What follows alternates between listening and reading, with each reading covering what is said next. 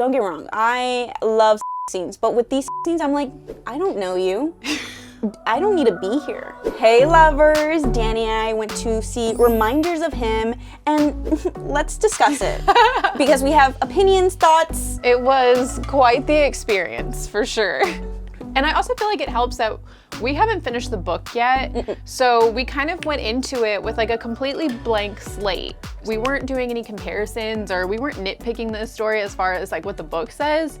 So I feel like this is our genuine opinion, unbiased. Well, I've read up to chapter 6. Oh yes, I'm sorry. She's at chapter 6. I have not started the book yet. So I did a tiny comparison of what I read, because there's not that much to compare. So you've read till chapter 6, then what exactly is the last thing that you have read, just to set the scene for what we see in the movie? Ledger, in the book, Ledger goes, come back at 11. It doesn't even happen. Literally, where I'm at the book does not happen at all in the movie. Gotcha. So we're already seeing changes then. Yeah. What up, Colleen? Okay, so what did you like about the movie? I really like the casting director's choices. Yeah. I love the actors. They are amazing actors. Tyriq as a male main character. God, he's good looking. Could not have picked a better choice. Yeah, that's all. Lauren Graham, also one of my all-time favorites. Like, she's my spirit animal since Gilmore Girl days. So I thought she was amazing in this. Her emotion, I thought, was top tier throughout like the whole movie. What else did you like? I'm gonna be so for real, guys. I was so bored. No, I actually fell asleep at the end. Literally, the last couple minutes, because I thought the movie was done. Okay, good. We're still going. Not only that, fun fact about Miranda, she hates when people talk in movies. She hates when people make sounds in movies. We went to see Wuthering Heights. She kept harping on me because I would like mumble little things to myself. Wait. Danny does not mumble. Yes, I do. You said them out loud. Yes. Like normal, your normal volume, which is... No, I did not say them out loud in my normal volume. That would be such a thing to do. Well, it's not out loud, but your normal... Okay. Moral of the story. Anyway, She kept getting mad at me, right? Yes. This girl was laughing through this movie. That's laughing. Me showing emotions. You go to the movies to Showing cry, emotion. laugh, and watch. I wasn't talking, I was laughing. Do you have an example of something that she laughed at? Yes, I do. Several. She's trying to get a job. Every place is telling her no, she has a record, can't hire her, they feel unsafe. Okay. She goes into the bathroom of the last place she tried to get a job. She goes to the wall and she goes, just out of frustration, but not like you know how like people punch the wall? Nothing like that. It was just like a... It was pretty pitiful, I will admit. Yeah, and I'm like... She was laughing out loud. That was an out loud moment where I think the person on my side looked to her like... Yeah. And I was a little embarrassed because I know it wasn't supposed to be funny, but babe... I will admit, it was trying to be dramatic and not succeeding in like the actual emotion that you wanted to come across. Mm-hmm. Yeah. Honestly, I felt like overall, haven't read the book, so maybe it's different in the book. I'm excited to read it and see if maybe it was just because on screen, like you can't portray as like deep of emotions as you can whenever you can actually hear somebody's inner dialogue.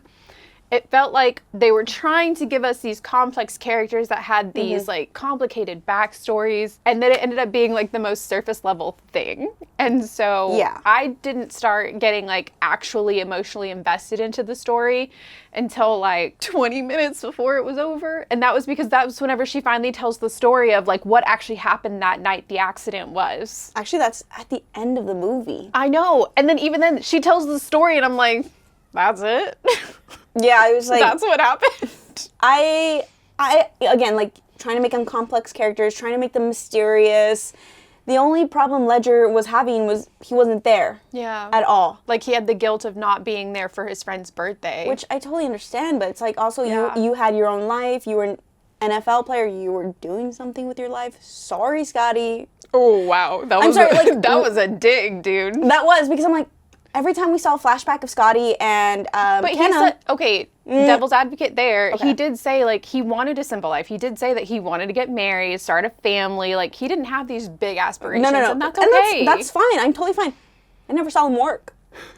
I saw Kenna work.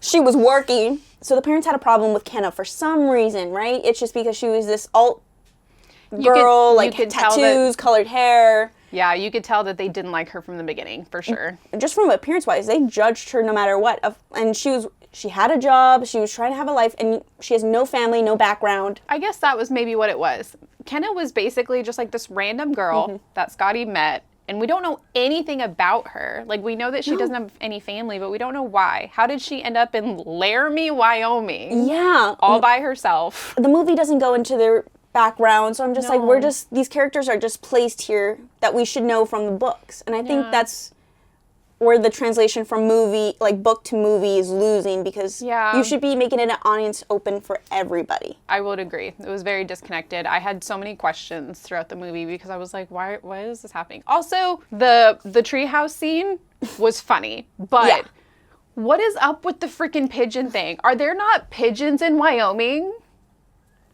Is that why it's funny? Is because there's not pigeons in Wyoming? I thought it was a reference to like a movie or a show they saw. No. He literally thought the baseball glove was a pigeon and he was confused. But like, why? I don't get it. Maybe it was just one of those things that like you had to be high to think was funny then. Because well, no, Sorry. I know. Sorry. But they thought it was absolutely hilarious. And I'm sitting there thinking, why the does it matter that there's this pigeon? Yeah, but boys are really stupid too. That's true, yes. We see that very much so. Yeah. I think my biggest issue with this movie was that there could have been so much more than there truly was. And I don't feel like there was no like connection. Any lasting emotion or connection to the movie. I felt like I just watched it to watch it. Yeah, and I'm like, don't get me wrong, I love scenes, but with these scenes, I'm like, I don't know you. I don't need to be here. Like, I had no connection, don't know them, I don't feel this pull towards them. Like, kind of get your daughter, but... I know we talked about this outside of too. There were some weird camera, There were some weird camera movements too, where like when they did start having like those spicy moments, we were like, wait, what just happened? And we were so focused on the change in camera angles that it did kind of pull us out of what should have been like an intimate moment. Yeah, there was, but it's the small details of like, she has a couch, that's her bed, but once we get to that first scene, a couple days before, Ledger had given her a blown up mattress for a bed. Again, no small details. They didn't tell us anything of if she moved it, but the camera angle, like Danny said, it disoriented where it took me out of the scene, and I'm like, wait, where are we? And maybe that's also, I think that speaks to us specifically though, because we're used to looking at things like that because of our job. So not everyone would probably notice that. I would 100% agree with you. But it's so taught in film schools of like the 360 but not or 180. Goes to film school. No. But that's for like filmmakers, right?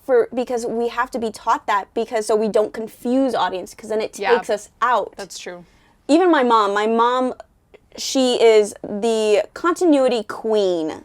She can see a cup and it's like, it's not there. Oh, look, it's right there. She will point it out every single time. So the audience, it's a brain thing. They'll notice something. Yeah. I do think overall, like it wasn't like it was all bad. It wasn't memorable.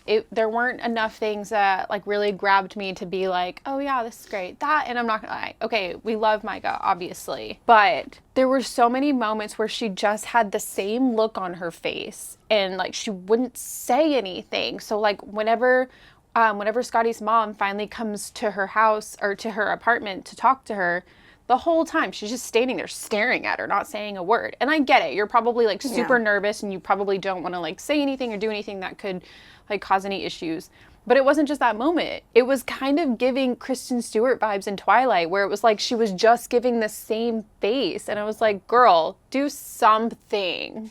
I felt like overall this could have been more all around. Yeah, I think they were just focusing on the big points of like them introducing each other. Kenna reunites Yeah. they're together. Also, that was another thing that really irked me. When she does finally get to meet her daughter, right? She goes out and is playing with her, and she then introduces herself as, like, Diem's mother. My first thought whenever I saw that part was, I hope everybody knows that she's telling Diem that she's her mother, like, immediately. That seems like a really huge thing to just spring on a child who doesn't even know you. Yeah.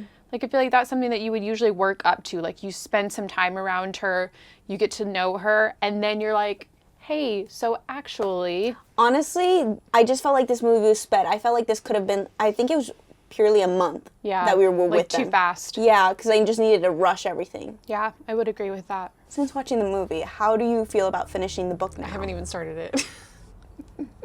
How do you feel about starting the book now that you finished the movie? I'm hopeful that I will like the book better. I think a lot of the times reading a book, we get to hear their inner monologue. We get to know more about the characters than we would in a movie. And I think that's maybe what I need to be able to connect to this storyline more.